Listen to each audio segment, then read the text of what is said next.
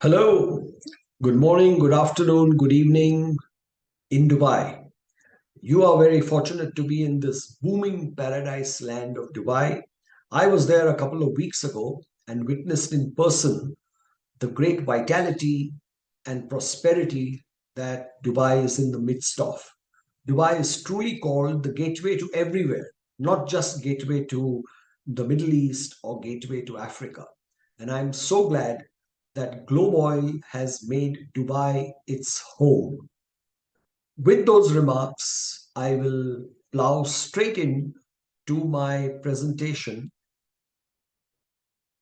and not keep you in suspense for any length of time. So here we are.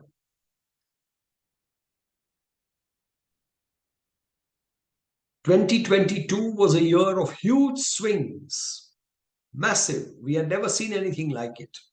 2023 almost appears to be a tame reproduction, but a more normal outlook, and we all have to wait and see whether climate also turns out to be more normal than the previous year. Now, just to flash back to what I said in March at the Price Outlook Conference in Kuala Lumpur, the theme of my presentation was capricious climate. And I said that we cannot be bearish these days on agricultural prices because of climate change. Soon after that, prices actually fell, and people started texting me and emailing me as to what happened to my forecast. And I have had to explain to them that my forecast was for the whole year, 12 months starting from March. It was not a short-term prediction. And that is why you should not take it as just a prediction that prices will fall immediately after the Price Outlook Conference. No, prices may fall, prices may rise. But generally, the trend of prices is going to be higher because climate, growing conditions are growing more adverse by every month and every season. By the grace of God, so far in 2023, weather in most parts of the world, particularly in March and April, and even so far in May, has been much more close to normal. In Europe, we have had timely rain almost everywhere except in the southern corner of Spain. And there hasn't been much heat. In fact, people say how mild the temperatures are in the month of May. Similarly, in North America, the planting season has got off to a great start. Not too cold, not too wet, dry and moderate, giving farmers a chance to do and get on with their planting. And as you know from the USDA weekly planting numbers, the percentage of area land already planted for corn and soybeans is much ahead of last year. What else has helped to bring about lower prices? First, the poor forecast for world economic growth. Second, the bearish prices of crude oil and natural gas. These prices this year are much lower than last year, despite all the shenanigans of OPEC. Thirdly, the doubts on China reopening. Chinese growth has been below forecast. Fourth, higher interest rates. Interest rates are as much as 5% higher this year than they were last year. And then the latest, the crisis in regional US banks. Two major banks have gone bust. And finally, the fact that the Black Sea export corridor has enabled Ukraine and Russia to continue to export larger and larger quantities of corn, sun oil, sunseeds, wheat, even soybeans, and rapeseed. So these are the factors responsible for lower prices. Now the question arises, what else can push prices further down, if at all? There are some factors, and we have to take recognition of those. First and foremost, there is a dollar shortage.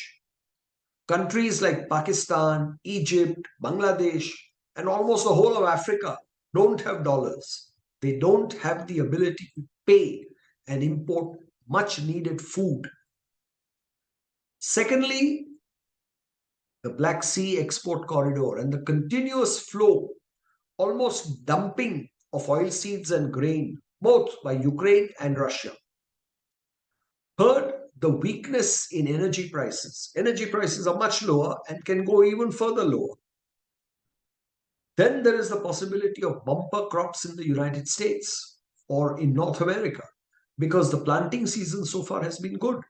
And normally, early planted crops generally have good yields. And finally, the threat of a full blown recession in the United States. All these factors, if they happen, they can push prices down further. Now, having seen what can push prices down further, let us look at the opposite side. What can push prices higher? First, the signals of dry weather or a high pressure dome over the corn, soya, canola belt in North America. Lack of rain leads to lower yields, leads to higher prices. Secondly, a fall in the US dollar. The US dollar index has already fallen from 114 to about 101. It could go down to 90. Remember, it started 18 months ago at 90 and went up to 114. So if the US dollar falls, prices will rise in dollar terms. Thirdly, the Federal Reserve, the US Federal Reserve, may begin to cut interest rates. Right now, they are raising interest rates, but sooner or later, they will have to cut interest rates. And finally, on climate change, if we have a clear signal of an El Nino starting in Southeast Asia, failure of the Indian monsoon, or haze in Singapore, Malaysia around July, these are factors which can push prices higher. Now let us look at the price trajectory so far in these recent months. The funds began to exit agricultural futures and we saw a strong sell-off in March and April. Sun oil led the declines, followed by rape oil and soy oil, mainly because of dumping from Ukraine and Russia. Corn and wheat also suffered because the market got complacent about the continuation of the Black Sea export corridor. So this is why prices have been declining. Another reason why palm has been under pressure is that the Ramzan festival season in Indonesia passed off well and the government did not have to do anything dramatic or drastic this year. If you remember, last year, the Indonesian government had to ban the export of palm oil for about 1 month. And that led to this huge upsurge in prices. No such drama this year. Secondly, Indonesia will only implement its B35 policy for biodiesel from July onwards. In March, when I said that Indonesia is not implementing B35, they denied it. The minister issued a statement. But the fact is, they later on admitted that they were not at B35 and that B35 will only kick in from July. My statement today is that they are not even at B30 because gas oil is so much cheaper than palm biodiesel. So the blenders, the petroleum companies are cheating and not putting in 30% palm biodiesel as they should.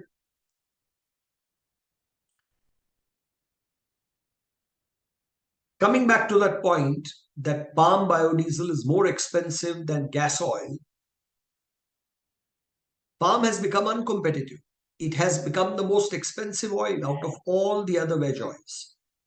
Only in the last 2 weeks, palm, because of the price falls, had become competitive on the July, August, September, and the October, November, December forward positions. where it is considerably cheaper than soybean oil and the sun oil. But let us not become complacent, because we have the full northern hemisphere growing season in front of us, and anything can happen with this capricious climate that we have come to face. One thing is certain: palm needs to regain its competitiveness. Now, last Friday and this Monday, palm had a superb rally.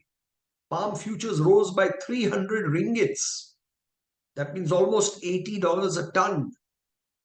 That is not good for palm's competitiveness. Prices rise, the product which was competitive becomes uncompetitive once again. So while palm producers may have enjoyed 2 days in the sun, they have done a lot of damage to the competitiveness of their product. I believe sentiment turned too quickly from bearish to super bullish. Remember, even if an El Nino develops from July, and the chances are all the forecasting organizations, weather bureaus are saying an El Nino is coming from Australia, moving in an eastern, from east to west direction, coming towards India. It will affect production, but much later. If El Nino starts gathering storm from July, production will only be affected in the end of 2023 and the first half of 24. So we need not jump to any conclusions yet. What is the outlook for palm for the rest of 2023? As I said, all estimates presume that El Nino will only bite in very late 23 or early 24. My estimate is that Malaysia will produce at least 18.5 million tons of crude palm oil in 23. Indonesia in 23 will produce 1.5 million tons, more than in 2022. So the question is not of production. The question in front of us is of demand. Does the world need so much extra palm oil? I feel Malaysian stocks have now bottomed out and will begin to recover from now onwards. And the pressure will come from Indonesia, the pressure of higher production. We must also not forget the smaller exporters of palm oil like Thailand, Central America. All these countries are exporting. Even some African countries have started exporting palm oil. And finally, one of the drivers of demand in palm oil has been used cooking oil. Big exports of UCO from China, mainly to the United States and also to Europe. But now, some of these shipments of used cooking oil have been rejected in the US. They will now come to Europe. Will Europe accept them? There is something dodgy about this used cooking oil and the huge increase in exports from China. And we have to wait and see whether these shipments will be accepted unquestioningly by buyers in the Western world. Having talked about palm, let us look at other oilseeds. First, rapeseed. There has been a big recovery in rapeseed production in 23, driven by Canada, higher production, Australia, Ukraine, and several other countries. Canola oil from Canada is being imported into the USA and used for biodiesel because it is cheaper than US soybean oil. European crops of rapeseed also look good this year. No great heat, no great pressure. The Indian mustard crop is fine. And the pressure of cheap Ukrainian seed and used cooking oil from China continues to depress the market for high-quality rapeseed oil in Europe going into biodiesel. So rapeseed oil prices this year are much lower than last year. Let us look at soya oil. There is pressure from the big bumper Brazilian soybean crop of almost 150 million tons. There are cases of China cancelling out US soya imports and switching to Brazilian soybeans, which are much cheaper. Now, all this is happening while the Brazilian real is at a decent level of between 4.9 and 5.2 to the US dollar. What happens if the Brazilian real weakens? Something we have to bear in mind. We cannot be carried away by the problems of soybean crop failure in Argentina, etc. Because the Argentine crop failure problems are already in the price. The market knows about it. Now, the new factor could be weakness of the Brazilian real. We also need to see North American weather for the new crop which is being planted and which has a long growing season. The crop which is being planted now will be harvested in October, November. Long lead time. But generally, we know that early planted crops give good yields and turn out to be quite good. And this crop is being planted quite early and in good shape at the moment. We turn to Sunseed, which, as I said, has been pulling down prices. The entire Black Sea region is engulfed in a war. Ukraine will plant less and harvest less than 2022. But whatever Ukraine has stocks, it is struggling for markets. It cannot move the crop into markets because of the war situation. In fact, Russia remains relatively promising. And overall, Sunseed is exerting a bearish shadow on the complex. And the availability of Sunseed depends entirely on the export corridor remaining open through the Black Sea. Some remarks on China. Locally crushed soya oil in China is much cheaper than imported soya oil. So China is not going to import any soybean oil this year. They are importing soybeans, crushing them, and that soybean oil is cheaper than imported soybean oil. Chinese consumer demand has been slow to recover. And as I mentioned before, and we all know, China is exporting used cooking oil, mainly palm oil. China is also exporting biodiesel, causing bearish effects into the markets where these are exported. But the question is, how long will these imports be allowed? We have to wait and see.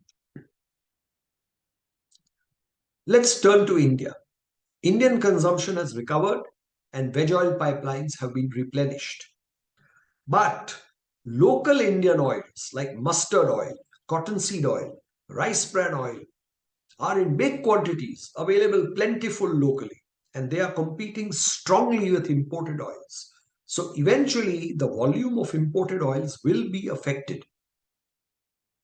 The government is concerned about inflation, and that is why they will not hike the import duty to protect these local oils. The local oils will fight imported oils in the local market. My estimate of India's imports for this year, more or less unchanged from what I predicted in March. I've just tweaked the figures, reduced the soya and increased the sun import slightly, and the palm remains at around 8.3 instead of 8.5. 14.6 million tons is what I believe India will import during this oil year. Now let us look at the macro situation for the world. World energy demand in 2021 grew by about 1 million tons due to very high prices. Now that prices have come down, we project a further increase in 22-23 of about 3 million tons, mainly in the United States and Brazil, US, because they are going to produce renewable diesel and even sustainable aircraft fuel, SAF as they call it. World food demand for veg oils normally grows at about 3 million tons annually. 21-22 world food demand grew by 1.5 million tons due to very high prices. I believe 22-23 world food demand will expand by only 2 million tons. Earlier I thought 3, now I feel it will be only 2 million tons because of the dollar shortage and the inability to pay by the countries who are the fastest growing consumers of palm oil. So net effect is that world energy demand grows by 3 million, food demand grows by 2 million, total demand goes by 5 million. Here we have the veg oil incremental supply and demand, which is my method of calculating its effect on price. We see that soya, rape, and palm oil production is increasing, and others is increasing very slightly. Total supply goes up by 6 million tons, demand goes up by 5 million tons. But remember, a lot of supply is blocked behind the Black Sea. So if the export corridor shuts, it becomes bullish. If the export corridor remains open, then there is no problem. Plenty of supply, and supply is greater than demand. So that we need to watch the export corridor very closely. What are the factors on the demand side? Because demand side is very important this year. Supply is good. The lack of dollars is a very big bearish factor for 2023 and even the next year. Because I cannot see countries like Pakistan, Bangladesh, Egypt, Africa being able to solve their lack of dollars. Their exports are just not going to do well. Secondly, a recession in the United States and a recession in parts of Europe will also hurt demand. And thirdly, we have to see whether biodiesel and renewable diesel demand will rise to the expected level. It may not. We have to watch. So we come to the impact of supply and demand on price outlook. The recent sell-off in palm futures was healthy to make palm competitive again. But then we had this big surge of 300 ringgits in 2 days, which makes palm a bit uncompetitive once again. Palm and veg oils need a weather problem to tighten supply. If the supply continues at a very good pace, then the price outlook diminishes. But if there is a weather problem, prices can rise. Now we have a lot of growing time between now and October, November, and growing weather in the northern hemisphere for soybeans, canola, as well as for palm in 2023. So at this stage, it is not wise to be bearish on prices. If the Black Sea export corridor shuts, and we will know on the 18th, 19th of May what Russia plans to do, the outlook becomes stronger very quickly because the corridor shuts, the supply is shut off. If the Black Sea export corridor remains open, the nearby outlook becomes weaker, and palm futures will struggle between 3,400 and 4,000 ringgit until a weather problem emerges. Now, there is a lot of growing weather to come. Climate change has made weather treacherous, and El Nino is coming for sure. Therefore, in second half 2023, there is scope for prices to rise unless the world has a deep recession and energy prices fall. All these are probable. All these are possible. We have to watch carefully. If prices are able to rise because of climatic problems, then palm futures can definitely rise above 4,000 ringgit on the signs of a major weather problem. That brings me to the outlook for lauric oils, palm kernel oil, coconut oil. Lauric oils are much more linked to economic growth. And that is why their prices are subdued, because growth has not been buoyant in the world economy this year. So I repeat my forecast that prices will remain in a range of 1100 to 1400 CIF Rotterdam. Again, if the El Nino develops, prices will begin to rise for the forward positions. And I expect that coconut oil will regain its premium over palm kernel oil. And so finally, in conclusion, we have to say that the biggest factors this year are the Black Sea export corridor and climate change. Both are going to unfold before our eyes. They need regular monitoring. And if we do regular monitoring, we should be on relatively safe grounds. So with those words, once again, Congratulations to Teflas, congratulations to Solvent Extractors Association, and to all my friends who have gathered in Dubai. You are the lucky people, and I wish you good luck and God bless.